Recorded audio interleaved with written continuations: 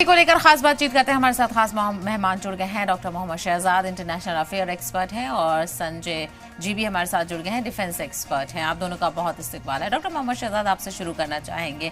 बहुत उम्मीद लगाई जा रही थी और एक पॉजिटिव बयानात भी देखने को मिल रहे थे। अमेरिका भी खासा मेहरबान नजर आ रहा था, तो ईरान भी समझ रहा था। लेकिन अब जिस तरह की चीजें सामने आ रही हैं, ईरान कह रहा है उसकी शर्तों के बाद ही बातचीत आगे बढ़ेगी और अब अमेरिका इस तरह से दिखा रहा है कि उसे जरूरत नहीं है। देखिए, इसमें अगर एक चीज हम देखें, क्योंकि ईरान ने जिस तरह से रेसिस्टेंस दिखाया, जिस तरह से अमेरिका को पीछे हटने के लिए मजबूर किया, उसके बाद जो है खास तौर से जो ज्यू लॉबीज हैं, जो ज्यूइश लॉबी है, जो हमेशा इजराइल को सपोर्ट करती है, वो कहीं न कहीं ट्रम्प पे भी इनडायरेक्टली जो है वो जो उन पे दबाव डाल रही है कि आप इस जंग को न खत्म करें, क्योंकि उनको ये लग रहा है कि अगर ये जंग खत्म होगी तो इसके बाद ईरान बहुत ज्यादा मजबूत हो जाएगा और फ्यूचर में जो इजराइल स्टेट है उसके लिए खतरा पैदा हो सकता है। तो यही वजह रही है कि इसकी वजह से जो है फिर से जो है, क्योंकि देखिए इसमें ये ऐसा लग रहा था कि एक समझौता हो जाएगा और इस समझौते के तहत जो है पूरी दुनिया में अमन आएगा और इससे जो बड़ा पॉजिटिव इम्पैक्ट पड़ेगा। देखिए इसका असर पूरी दुनिया पे पड़ा है। आज देखिए खास तौर से हम एनर्जी की बात करें तो पूरी दुनिया में जो है महंगी हो गई है बहुत ज्यादा। हमारे इंडिया में भी उसका बहुत निगेटिव इम्पैक्ट दिख रहा है। तो ये चीजें हमें समझनी होंगी। और दूसरी चीज ये है कि ईरान, मुझे नहीं लगता किसी भी हालत में ईरान जो है उसको जो है वो रोकेगा इस वार को, क्योंकि देखिए उसकी सबसे बड़ी है कि वहां पे जो जो खमैनी, जो उनके मेन लीडर थे, उनको जब से उनका असैसिनेशन हुआ है उसके बाद वहां और यूनिटी दिख रही है। अभी देखिए जितनी रिपोर्ट्स आ रही है, जो खासतौर से अमेरिका जो उसके जो अलाइज हैं वो इस चक्कर में पड़े हैं कि वहां पे ये बार बार एक आर्टिफिशियल दिखाना चाह रहे हैं कि वहां पे कई गुट हैं जिसकी इंतजार में है, ताकि वहां पे कुछ हो ताकि हम फिर कंट्रोल करें। डायरेक्टली इनकी हिम्मत नहीं पड़ रही है कि तबाह कर दे ईरान को और उस पर कंट्रोल कर लें, क्योंकि देखिए लड़ाई कोई भी जीती जाती है, सिर्फ आप एयरफोर्स से या उससे नहीं जीत सकते, उसके बाद जो है जमीनी लड़ाई में भी जाना होगा। तो जमीनी लड़ाई अगर होगी, जितनी भी एक्सपर्ट है उनका कहना कि अगर जमीनी लड़ाई होती तो अमेरिका के फौजियों के फ्यूचर हिस्ट्री की सबसे ज्यादा कैजुअलिटी हो सकती है। तो ये सब उनको अभी से पता लग रहा है, जिसकी वजह से उनकी हिम्मत नहीं पड़ रही है। और मुझे नहीं लगता कि आईआरजीसी जैसे अभी कई खबरें आ रही हैं, अभी वो क्लियर नहीं, ऑफिशियल से नहीं आई हैं, ऑफिशियल सोर्स से, लेकिन ऐसी खबरें हैं कि ईरान जो हार्मूज से जो है वो वसूली करने लगा, यानी जो भी जहाज पार कर रहे हैं वो पैसे भी उनको दे रहे हैं। तो अब ये चीजें जो है कहीं न कहीं ईरान का जो खासतौर से आईआरजीसी जो है उससे उसका हौसला बढ़ रहा होगा और उसको ये लग रहा होगा कि जो हमने जो लॉस किया है इस जंग में वो उसका फायदा होगा और वो फ्यूचर में भी यही कोशिश करेगा। क्योंकि दुनिया में देखिए जितने भी इस तरह के जो है हार्मूज को छोड़ दिया है, कई आर्टिफिशियल जो है जो ऐसे गेट बने हुए हैं जो सी पे, उसको अगर आप देखेंगे तो उसमें ज्यादातर जो है कंट्रीज पैसे वसूल रहे। शायद ईरान भी जो है चाह रहा है कि इसी उसी को जो है वो फॉलो करे, जिससे कि उसकी भरपाई, ईरान जस्टिफाई भी उसको कर रहा है कि जंग में जो हमारा नुकसान हुआ है उसके थ्रू हम उसको भरपाई करेंगे। तो मुझे लगता है कि आने वाले दिनों में ईरान कहीं से झुकने वाला नहीं है। शायद अमेरिका अगर लड़ता है तो अमेरिका का बहुत नुकसान होगा, इसका डायरेक्टली फायदा चाइना को होगा। तो ये मुझे लगता है कि ये एक बहुत बड़ा, लेकिन ये अगर अब वार फिर से शुरू होती है तो ये आप जान लें कि पूरी दुनिया पे इसका बहुत ही निगेटिव इम्पैक्ट पड़ेगा और हमारे कंट्री पे भी इसका बड़ा निगेटिव इम्पैक्ट है, क्योंकि हमारा जो खास एनर्जी का सोर्स जो है वहीं से हमारा ज्यादातर आता है। तो ये मेरे ख्याल से पूरी दुनिया में एक नई तबाही आएगी। जी, पूरी परेशानियां पूरी दुनिया को देखने को मिली थी और फिर सीज फायर के बाद से और बातचीत के बाद से हालात मामूल पर होते हुए नजर आ रहे थे। लेकिन एक बार फिर से संजय जी आपसे समझना चाहेंगे, जो कि पिछले 24 घंटे में ईरान और अमेरिका के लीडरान के बयान से जंग के इशारे मिलने लगे हैं। हॉर्मुज को लेकर जो बयानबाजियां जारी हैं और जो एक तनाव देखने को मिल रहा है, तो ऐसे में सवाल ये उठ रहा है क्या क्या अब फिर से गल्फ में जंग का राउंड 2 शुरू हो सकता है? नमस्कार। मैं आपके दर्शकों को ये बताना चाहूंगा कि अभी जो हालात है हॉर्मुज में वो किसी के लिए भी अच्छे नहीं है। अमेरिका के लिए भी अगर देखे जाए, उन्होंने अपने 3 एयरक्राफ्ट कैरियर वहां पे तैनात किए हुए हैं, उनकी काफी नेवी के शिप्स भी वहां तैनात किए हुए हैं। वो कह रहे हैं कि हमने गल्फ के स्ट्रेट में, वहां हॉर्मुज में माइन स्वीपर्स लगाए हुए हैं माइंस क्लियर करने के लिए। लेकिन जो माइन स्वीपर टाइप जो शिप्स होती है वो बहुत छोटी होती है, और वो ईरानियन की जो फास्ट अटैक क्राफ्ट है वो उसको अटैक कर सकते हैं, जो ईरान ने पहले ही बता दिया है कि कोई भी यूएस नेवी की शिप अगर अंदर आएगी तो हम उस पर आक्रमण करेंगे। दूसरी सोचने वाली बात यह है कि ईरान को भी पता है कि जिस तरह से अमेरिकी सेना और इसराइल ने मिसाइल्स दागे हैं ईरान के ऊपर, तो उनके भी जो स्टॉक पाइल है वो खत्म हो रहे हैं या मिनिमम के पास आ रहे हैं। मिसाइल्स या जो आर्मामेंट है या ऐसी चीज नहीं है कि जो ओवरनाइट बन जाती है, उसके लिए भी वक्त लगता है। तो दोनों जो पार्टीज है अभी वेटिंग गेम खेल रही है। अमेरिका को पता है कि ईरान को जो सपोर्ट मिल रहा है वो हिडन सपोर्ट है चाइना से और रशिया से, उनके पास लैंड बाउंड्री है जहां से वो आ रहा है। अभी हम सब लोग कह रहे हैं कि अरे पाकिस्तान को अमेरिका ने क्यों इतना इंपॉर्टेंस दिया है। अमेरिका ब्लॉक करना चाहता है कि भाई पाकिस्तान का जो रोड रूट है जो ईरान की तरफ जा रहा है वाया अफगानिस्तान, वो एटलीस्ट बंद रहे।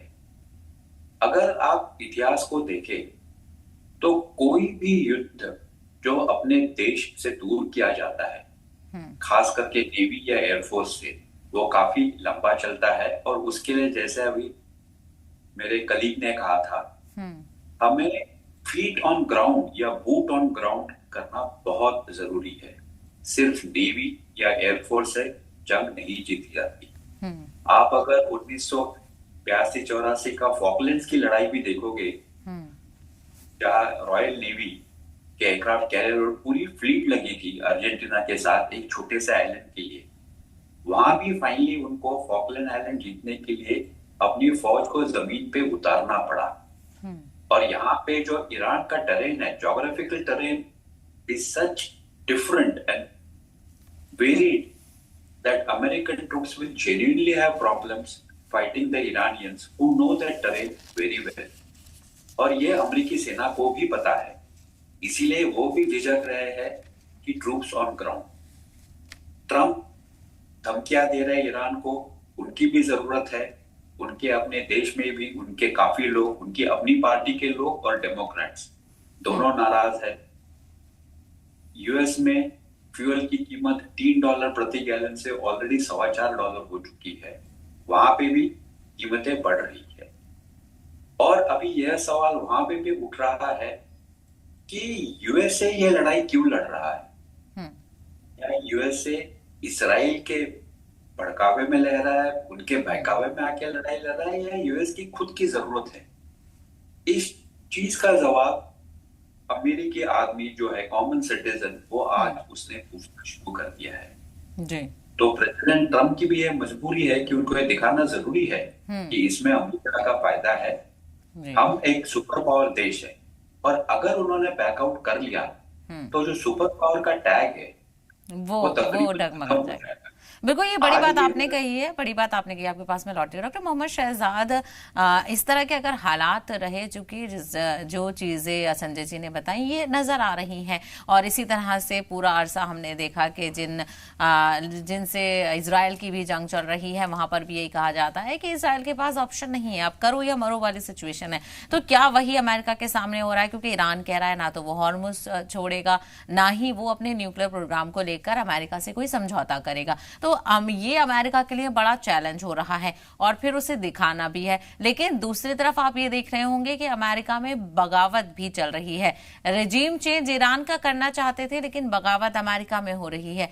तो ये सारी जो सिचुएशन है वो किस तरह से नजर आ रही है और कैसे इनसे डील किया जाए?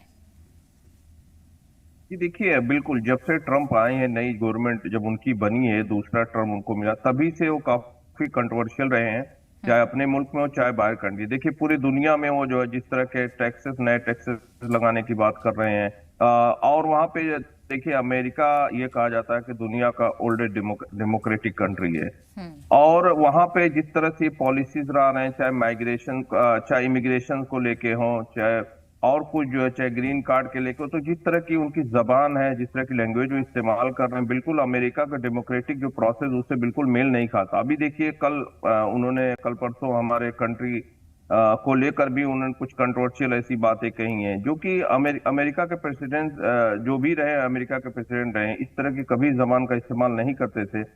तो ये कुल मिला के अमेरिका में जो है, बिल्कुल आप सही कह रही हैं, जो उनके खुद पार्टी के लोग काफी नाराज हैं, अपोजिशन वाले भी नाराज हैं, जो भी वहाँ पढ़े लिखे लोग हैं वो काफी इस तरह की बातें कर रहे हैं कि ट्रम्प की जबान जो है वो अमेरिका को अलग थलग कर रहा है पूरी दुनिया से। जो उसके क्लोज अलाइज है, कोई भी उसके साथ नहीं है। आप देखिए, आप कोल्ड वॉर के खत्म होने के बाद आप देखिए जो न्यू वर्ल्ड ऑर्डर आ रहा है, उसमें हमेशा फ्रांस, यूके, कनाडा, वो हमेशा इसके जो भी इसके मामले में जहां भी इसने वार किया, सब इनके साथ रहे हैं। लेकिन अभी देखिए, खासकर ईरान के खिलाफ आप देखिए तो कोई भी तैयार नहीं हुआ इसके साथ लड़ने के लिए, अमेरिका के साथ। तो कहीं ना कहीं ये जो ट्रम्प की पॉलिसी, उसकी वजह से अलाइज जो है दूर भागते जा रहे हैं उसके। खुद जो है मुझे लगता है कि देखिए, अमेरिका में एक कानून भी है, आप पता होगा सबको, वहां पे इम्पीचमेंट भी किया जा सकता है। अगर प्रेसिडेंट कोई वहां का है, अगर उसके अमेरिकन इंटरेस्ट को जो है कहीं स्टेक पे लगाता है, नुकसान करता है, तो उस पर इम्पीचमेंट भी उसके खिलाफ हो सकता है। तो मुझे लगता है कि अगर इसी तरह रहा तो शायद उनके खिलाफ इम्पीचमेंट का भी आ सकता है, क्योंकि जिस तरह से वो लड़ाई की बात हो रही, फिर से वार शुरू करने की बात कर रहे हैं, इसमें डेफिनेटली ईरान का तो नुकसान है। ईरान पे तो बहुत जमाने से वहां पे पाबंदियां लगी, उसके बावजूद ईरान जो है रेसिस्ट कर रहा है। तो ईरान को बहुत फर्क नहीं पड़ेगा, फर्क पड़ेगा अमेरिका पे, क्योंकि अमेरिका जैसे वार में आपने देखा होगा कि एक पर डे उसका मिलियंस ऑफ डॉलर्स खर्च हो रहे थे। तो वो अंदाजा आप लगाइए कि अगर वार बढ़ती है तो उसमें कितना अमेरिका की इकोनॉमी को कितना ज्यादा नुकसान होगा। और जो है इजराइल भी साथ में जो है, इजराइल इसके साथ इजराइल का भी बहुत नुकसान होगा। आप देखिए, जब से इजराइल बना है उसके बाद जितने मुस्लिम कंट्री उसके खिलाफ लड़े हैं, इजराइल बिल्कुल उनको जो है बुरी तरह हराया। लेकिन ईरान ऐसा कंट्री है जो कि इजराइल में अटैक किया है सबसे ज्यादा। अभी किसी मुस्लिम कंट्री ने, अगर जो है जो भी अरब कंट्री हैं, जो मुस्लिम ममालिक, अगर किसी ने अटैक सबसे ज्यादा किया है उसके ऊपर, तो ईरान ने किया। ईरान ने सबसे ज्यादा रेसिस्टेंस दिखाया है। तो ये सब चीजें दोनों कंट्री के लिए मुझे लगता है कि बहुत नुकसानदेह होंगी। इसका सीधा जो उनके दुश्मन जो है, जो भी उसके जो है, खासतौर से जो चाइना जिस तरह से तेजी से तरक्की कर रहा है वर्ल्ड लेवल पे, और रशिया जिस तरह से पुतिन के अंडर फिर से उभर रहा है, तो कुल मिला के ये कहा जा सकता है कि उसका डायरेक्टली फायदा उनको होगा, और अमेरिका के इंटरेस्ट को फ्यूचर में बहुत नुकसान हो सकता है। और साथ साथ इजराइल को भी नुकसान हो सकता है। बिल्कुल, इसके कॉन्सिक्वेंसेस भी नजर आ रहे हैं। इसी को लेकर संजय जी आपसे भी समझना चाहेंगे, जो अमेरिका में एक तरफ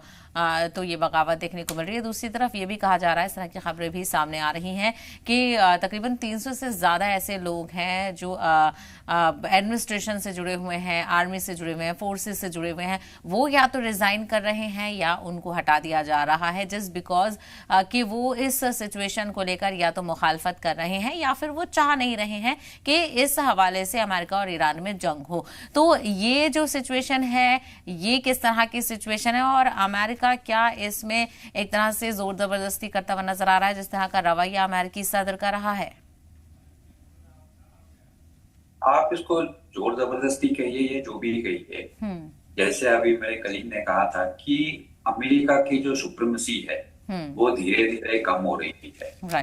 पहली बार ऐसा हुआ है कि जब पूरे नाटो नेशंस ने उनका साथ देने से इनकार कर दिया और साफ लफ्जों में इनकार कर दिया है। इनफैक्ट कई देशों ने, यूरोप में तो ये भी कहा है कि अमेरिकी हवाई जहाज हमारी एयर स्पेस से भी उड़ान नहीं करेंगे। लैंड करना तो दूर की बात है, आप हमारी एयर स्पेस भी यूज नहीं करेंगे। ये जो हो रहा है, ये 2 साल पहले कोई सोच भी नहीं सकता था कि ऐसे हो रहा है। अभी यूएसए के लिए ये अभी इज्जत की लड़ाई हो गई है कि अगर उनको अपना स्टेटस मेंटेन करना है वर्ल्ड ऑर्डर में कि हम सुपर पावर है, तो ये बहुत जरूरी है उनके लिए कि या तो वो लड़ाई एंड तक ले जाए, जीत ले, या जो उनके टर्म्स और कंडीशंस है स्टेट ऑफ हार्मोज खुला करे और ईरान यूरेनियम वापस कर दे या यूएस को दे दे। तो उसके लिए तो मतलब मैं तो ये कहूंगा कि प्रेसिडेंट ट्रम्प की अभी मजबूरी है कि उन्हें इसमें से एक तो कुछ चुनना ही पड़ेगा।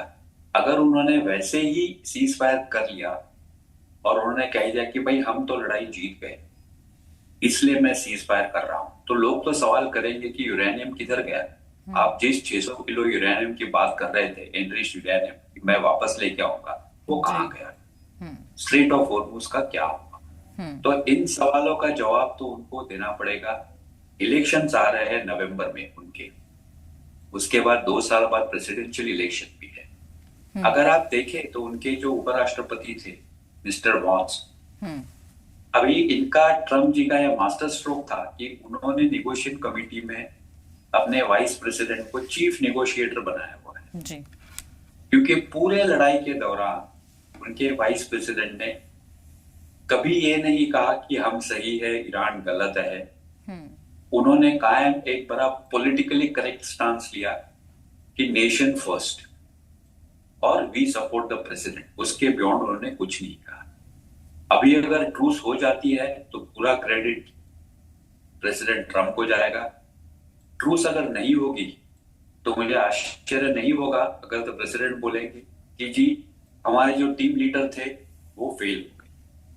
अभी जो मिलिट्री के जो उनके लीडर्स रिजाइन हो रहे हैं या जिनको सैक किया जा रहा है, उनकी थॉट प्रोसेस और एडमिनिस्ट्रेशन की थॉट प्रोसेस अलग है।